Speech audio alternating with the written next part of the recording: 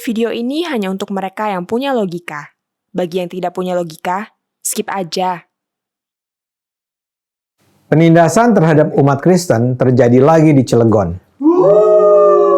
Saya memperoleh video yang menunjukkan bagaimana pembangunan gereja Huria Kristen Batak Protestan HKBP Maranatha di Cilegon diintimidasi. Lokasinya di sebuah tanah yang dimiliki HKBP. Di depan lahan ada papan bertuliskan, milik HKBP Maranatha Cilegon, lengkap dengan nomor sertifikatnya. Lantas ada suara yang menjelaskan bahwa di tanah itu sedang berlangsung pembangunan fondasi gereja. Tapi di depan lahan terlihat ada sejumlah pria yang membangun pagar tembok atau dinding dari batu bata yang jelas akan menghalangi orang masuk ke dalam tanah tersebut. Pembuat video merekam wajah-wajah para pria yang dengan cuek terus bekerja. Memang si pembuat video tidak mewawancarai para pekerja itu. Tapi saya duga para pekerja datang dari kalangan yang tidak ingin pembangunan gereja dilanjutkan. Menurut narator video, pembangunan tembok itu akan menghambat masuknya material yang diperlukan buat pembangunan gereja. Kalau benar begitu, ini adalah bentuk aksi preman yang tidak bisa ditoleransi. Penolakan ini hanya bisa datang dari kaum anti-NKRI. Mereka tidak senang melihat umat Kristen beribadah. Mereka menolak hak umat Kristen untuk menjalankan ibadah sesuai dengan keyakinannya, karena mereka tidak menganggap umat Kristen sebagai saudara sebangsa. Ini memang menyedihkan, tapi sayangnya ini bukan berita baru di Cilegon.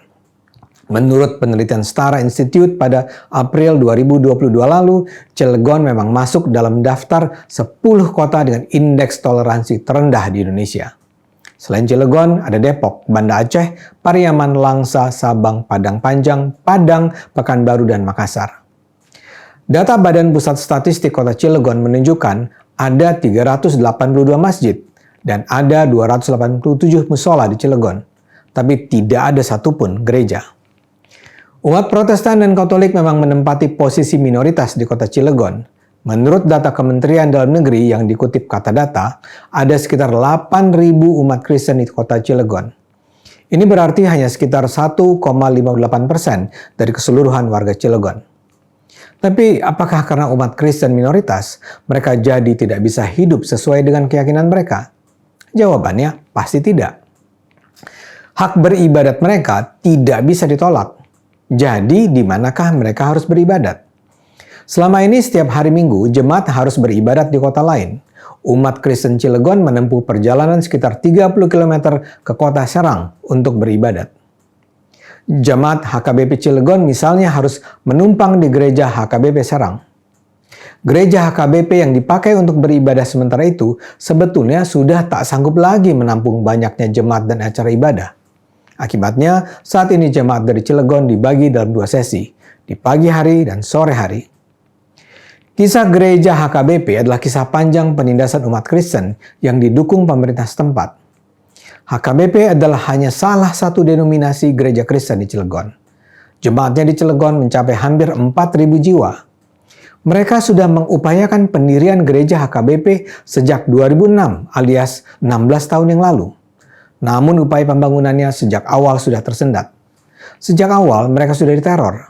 Saat mereka memagar lokasi pembangunan gereja dengan seng untuk mengamankan aset gereja, tiba-tiba datang masyarakat menghancurkan pagar itu.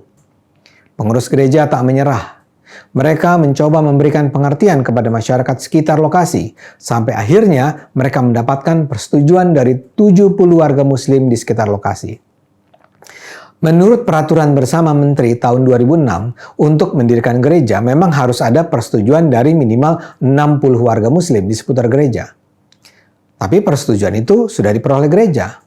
Surat-surat itu dilengkapi dengan fotokopi KTP dan tanda tangan bermaterai.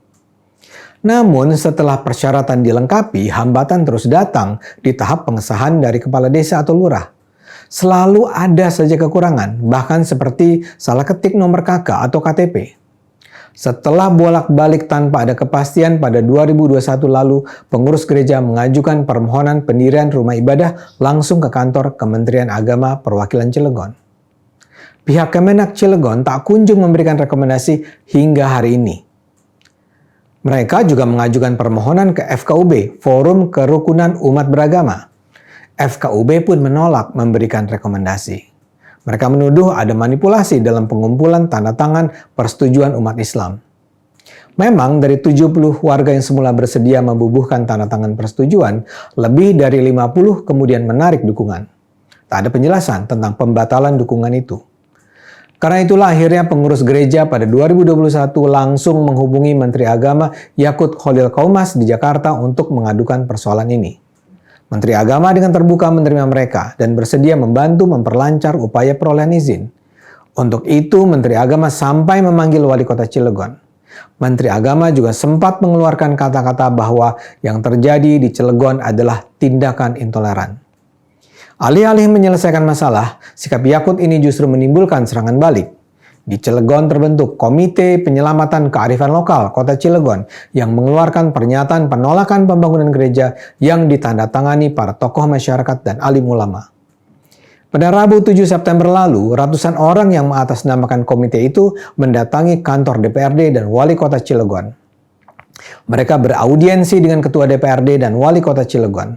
Mereka membawa kain kafan sepanjang 2 meter yang digunakan untuk menandatangani penolakan pembangunan gereja. Turut dalam rombongan itu sejumlah kiai, ustadz, dan ustazah, hingga juga ada warga biasa. Wali Kota Cilegon bahkan turut menandatangani petisi penolakan itu. Dalam video yang beredar di media sosial terdengar teriakan takbir usai wali kota dan wakilnya menandatangani petisi yang dibawa massa. Dalam audiensi itu juga terlontar ancaman bahwa masyarakat akan menurunkan wali kota Cilegon bila mengizinkan pendirian gereja. Selain itu, sebuah organisasi bernama Al-Khairiyah menggugat Yakut dan HKBP Maranatha ke Pengadilan Negeri Serang. Mereka kukuh menolak pembangunan gereja dengan alasan pendirian gereja itu belum memenuhi syarat persetujuan masyarakat. Al-Khairiyah bahkan menyatakan di Cilegon memang tidak boleh ada gereja. Kata mereka, yang terpenting umat beragama bisa hidup saling berdampingan, toleran, damai, walau tanpa gereja. Mereka juga mempersilahkan Menteri Agama dan Gereja HKBP menyiapkan 1.000 pengacara karena mereka tidak akan berhenti berjuang. Jadi kalau sekarang kita menyaksikan ada aksi preman penghambatan pembangunan gereja HKBP di sana, memang tidak ada sesuatu yang baru. Tapi sayangnya ini bukan kabar baik. Ini artinya kaum intoleran masih berjaya. Hak-hak asasi umat Kristen masih dikhianati. Suara Menteri Agama sama sekali diabaikan. Semoga hati nurani umat Islam di Cilegon akan terbuka. Umat Kristen sepenuhnya berhak untuk beribadat. Dalam Islam sendiri juga ada kewajiban bagi umat Islam untuk menghormati hak-hak beribadat umat Kristen. Jadi seharusnya tidak ada lagi persoalan. Pembangunan gereja di Cilegon tidak boleh lagi dihambat. Mudah-mudahan kebenaran menemukan jalan. Ayo gunakan akal sehat, karena hanya dengan akal sehat bangsa ini akan selamat.